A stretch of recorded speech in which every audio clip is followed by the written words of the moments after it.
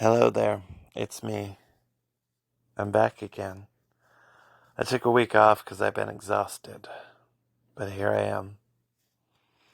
I had a guest, I didn't have a guest, I had a guest, I didn't have a guest, etc. So, I'm here, and I wanted to put out an episode anyway.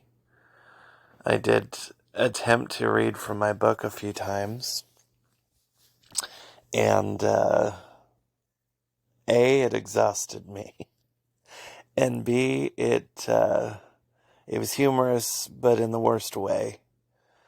So I was reading a part of the book, and it's edited, quote unquote, but not, I guess, as edited as it could be. It's basically 300 pages of everything, and it's stream of consciousness, and it's not non-linear. Um, I've been trying to put it into chapters and make it more of a structured thing, which is hard for me because I'm not really that much of a structured person. That's, I guess, part of being an Aquarius. But anyway, I was reading part of the book where it wound up talking about when I was raped when I was younger, and I was recording this on my phone, and the volume was on my phone, and of course I get a notification that winds up recording from Grindr, and that's just when I stopped recording, and so it's just kind of amusing to me. Um, that whole it was just a bad moment for that to happen, but it was sort of funny at the same time. Um, I don't know, but I will be back to normal as far as the podcast soon. I do have a bunch of people that I'm wanting to interview. It's just getting everybody's schedules together.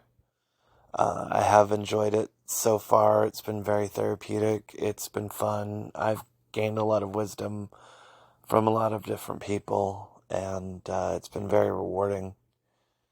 Um, it was exhausting trying to do it during working at Spirit Halloween and juggling my schedule and working some weeks 65 hours.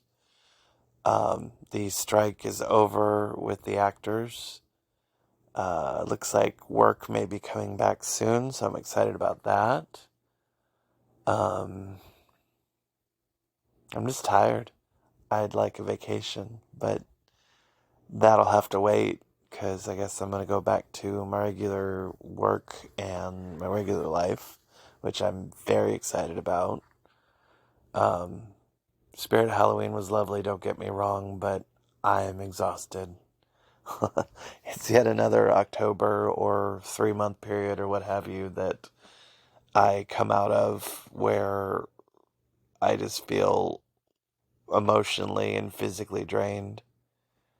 Um, yeah, it sucks when your favorite month is taken away, and of course that's when everybody wants to hang out and do stuff, and you can't because you're already spoken for.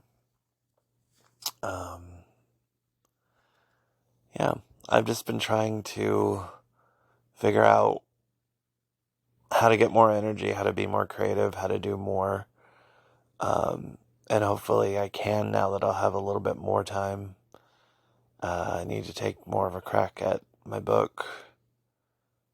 Um, it's hard when it's something that you have spent years on, and it's hard going back to it, and it's hard reliving a lot of things, and it's not like I don't want to deal with them, but it's just a lot sometimes. Eventually I'm going to get to the point where I'm just going to have to hire somebody to edit it. And then part of me is like, well, maybe I don't even need to do the book. Maybe the podcast is the book.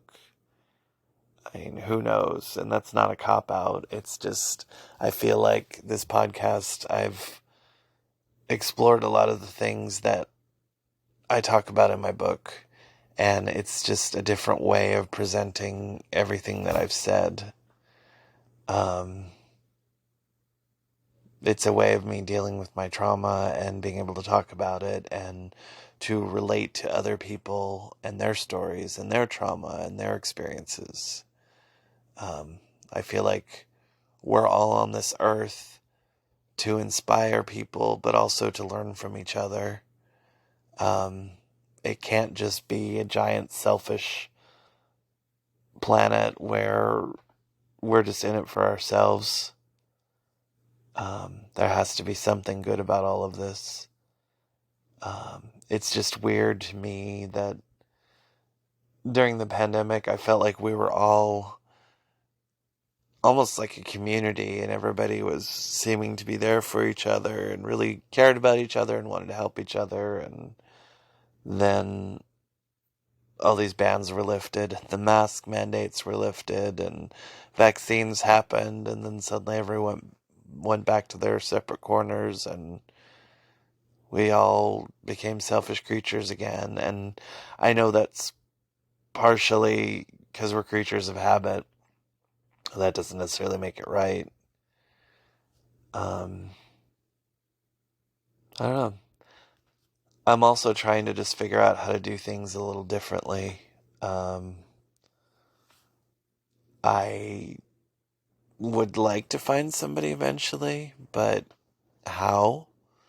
And of course, whenever I talk about being single and I talk about it to my not single friends, they all have advice and a lot of it's cliche and it's well-meaning and it's good intentions, but I don't know. It works different for everybody, and it's also very easy to give advice when you're on the other side of that. A lot of people tell me to stop looking, which I don't feel like I can because I love to window shop. Um, they suggest, online dating, dating apps, yada yada. It's really weird to be a gay man dating in this age. It's also weird um, to be a 45-year-old gay man and dating. I was with my ex for about 6 years, and we broke up 2006. And I've pretty much been single since then, which is kind of weird. I have a lot of friends who've never known me to be with anyone, and even they think it's kind of strange. Um, I picked a lot of the wrong guys, and I've gone after a lot of the wrong guys, and a lot of the right guys, sadly, I was not into. And I know that's my fault. Um, I don't know. I suppose I need to find something in the middle. I, uh, I don't want the boring guy next door, but I also don't want the dangerous bad guy, which I used to love. I'd settle for something in the middle, I suppose. Um, I don't know. Combating loneliness and being busy and exhausted at the same time, it's kind of weird. There are many periods when everything is so busy and crazy that I don't realize that I'm lonely. I just get to the point where it's fine because if I have everything going and I compile my time with so much that I won't notice. But then it's moments when I have the day off or I have a moment to breathe, and then I think about it. And I know people will be like, well, don't think about it, don't fixate, don't, just, it'll all happen when you least expect it. I don't know. I feel like I expect it and I'd like it, and I don't know what's wrong with expecting it and wanting it and looking for it.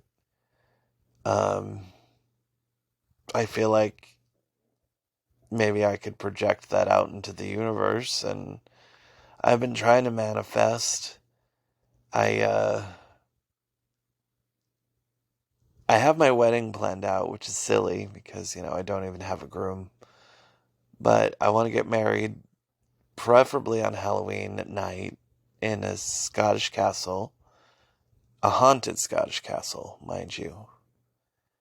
I want to walk down the aisle to an orchestral version of True Blue. Um, I already know what I want to wear. I want to wear like a tux, like gray or charcoal, with a top hat, and then a veil, very much like take a bow, like a fishnet veil over the top hat. Um, and I'm sure I've already said this on one of my other podcasts because I like to repeat myself.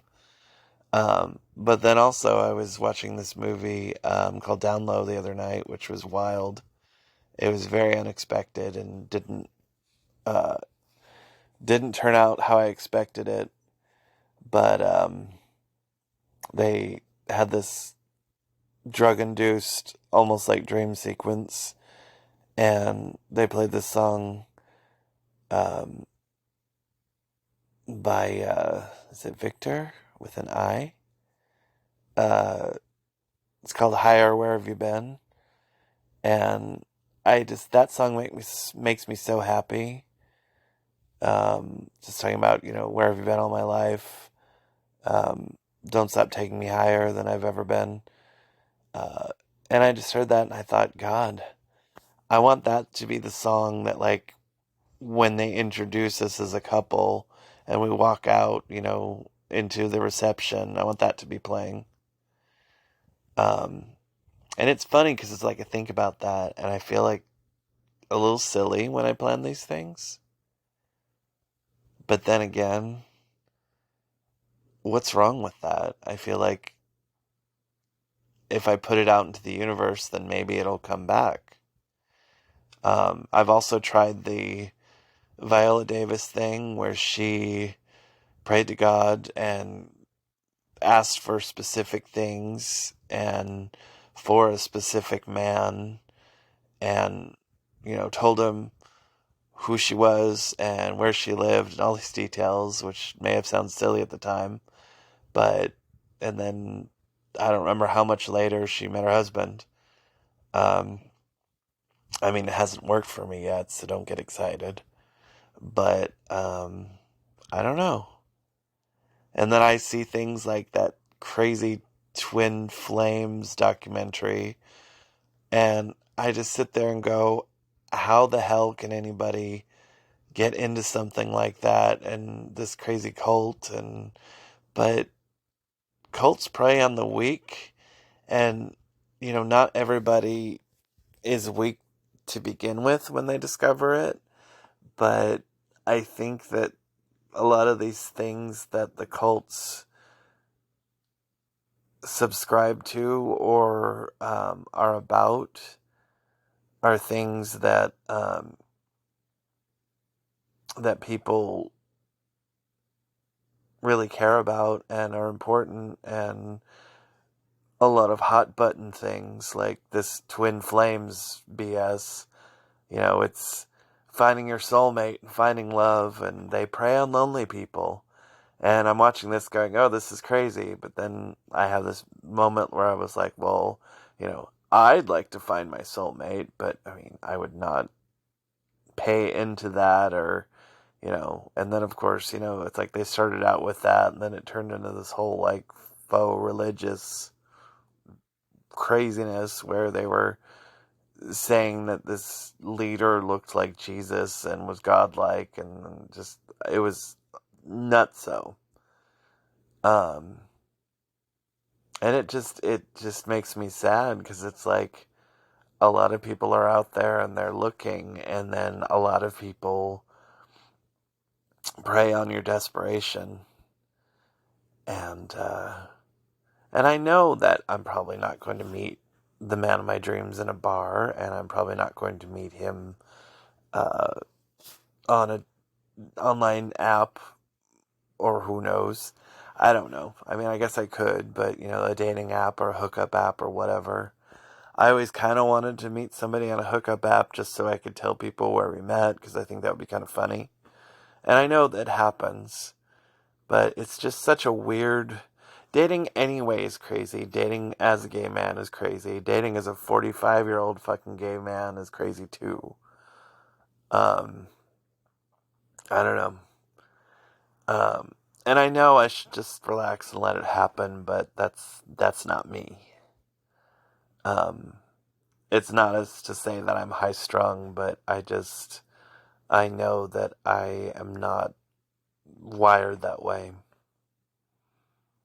So I guess I just impatiently wait. And then who knows? But uh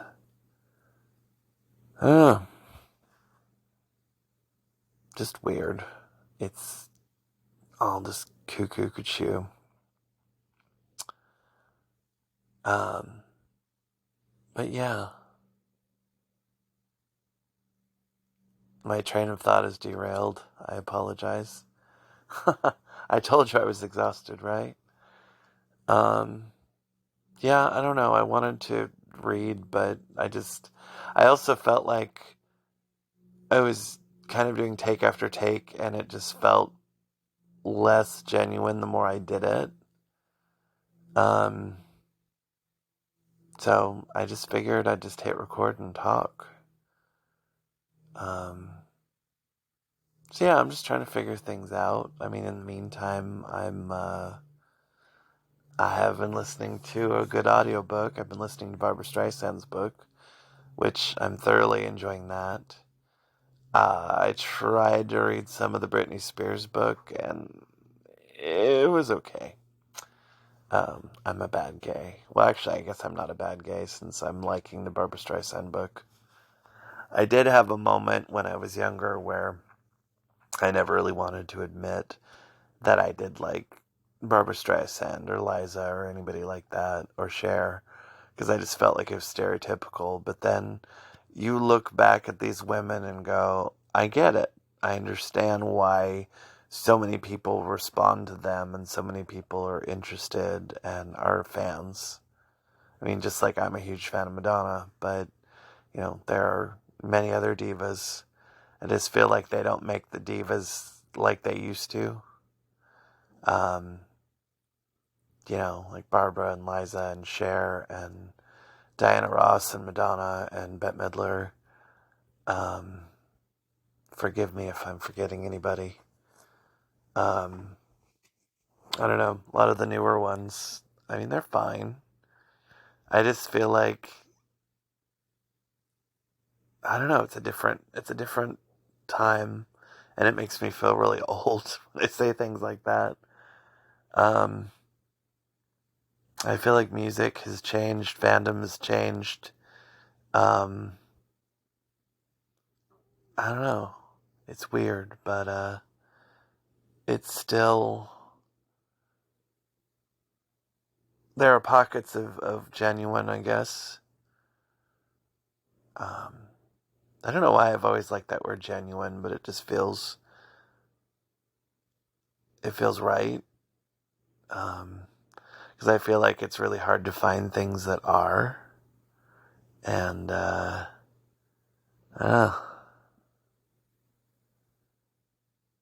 but yeah. So I think I'm going to end this because